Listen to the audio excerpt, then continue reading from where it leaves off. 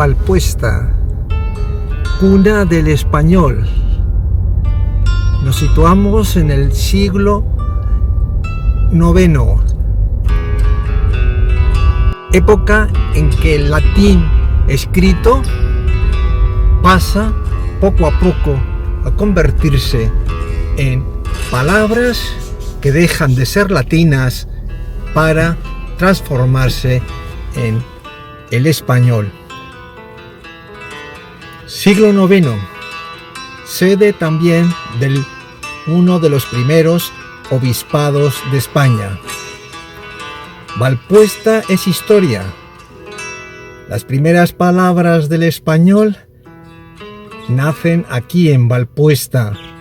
Son palabras que se acercan más al español que al latín.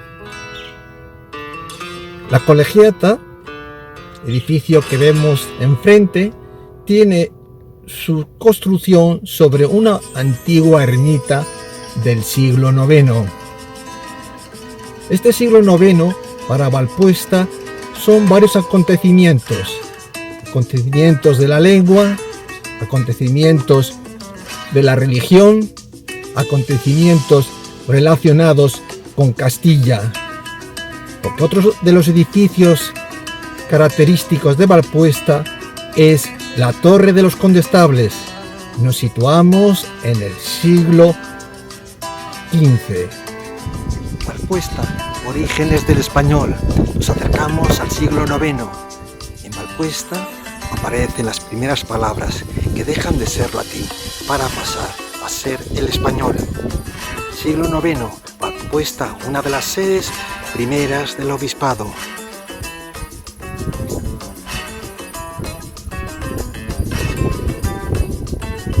En este valle verde, Valpuesta es una larga historia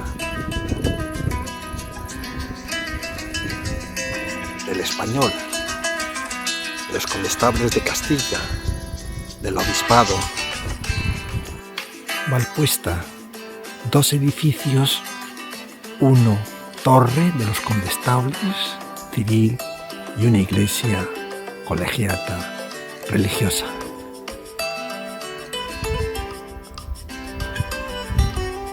Ambos edificios del siglo XV. Valpuesta, lugar estratégico de la historia, lugar de nacimiento del español, de los primeros obispados de España.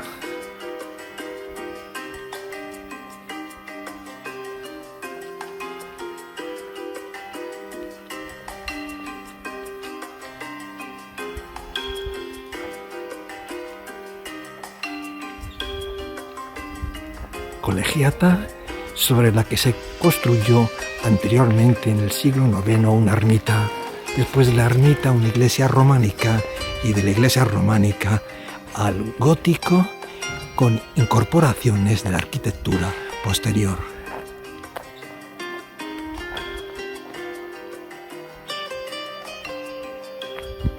Torre de los Condestables.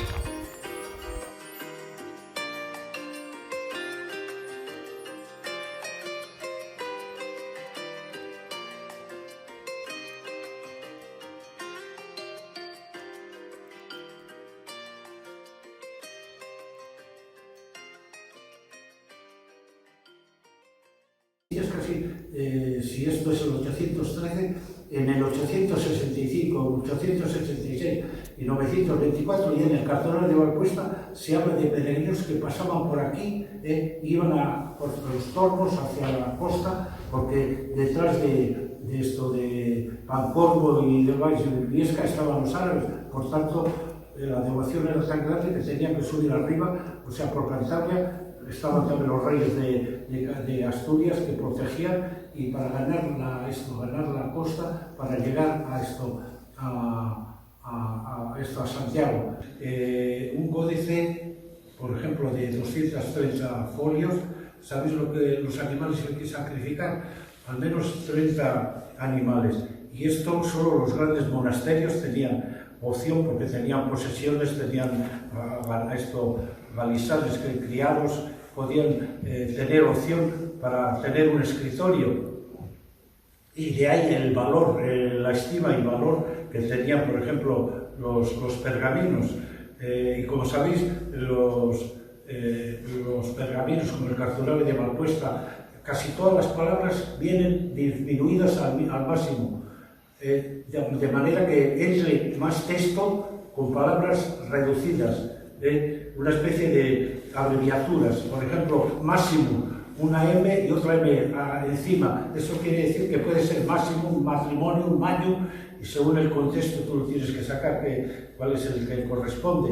Dicitur o dicitur, una D y una especie de dos, todo reducido para que entre siempre más texto en esto, en el pergamino y gacho. Nosotros tenemos el cartulario gótico y el cartulario galicano. Gótico porque la mayor parte del códice está escrito en lengua visigótica y gótica, y en cambio el galicano es más bien carolina y ya gótica. Y como sabéis, tenemos la suerte de que tenemos dos cartularios. San Millán solo tiene un cartulario y es copia del primero. Nosotros tenemos el primero y el segundo. Resulta que en 1236, o sea, Rodrigo Pérez de Valdivieso transcribe de nuevo el primer cartulario. El primer cartulario prácticamente es desde el año 804 a 1140, con algunos documentos más del 1180, 1190 y 1200. ¿Y qué hace este canónigo de Valpuesta, Rodrigo Pérez de Valdivieso? En vez de escribir como ya hablaba la gente, ¿qué hace? Lo pone más en latín que el primer cartulario. Os voy a hacer unas pruebas. Hubiera sido bonito con una pizarra para haceros ver, pero no os haré. ¿Qué hace? Salta, porque el latín tenía más prestigio, porque el latín el latín verdadero, digamos.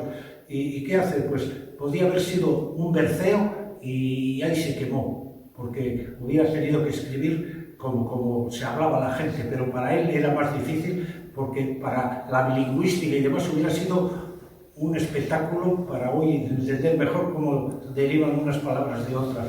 Os voy a leer una cosa muy interesante, una línea de noticias, para saber qué caminos había entre los pueblos, para cómo eran los edificios.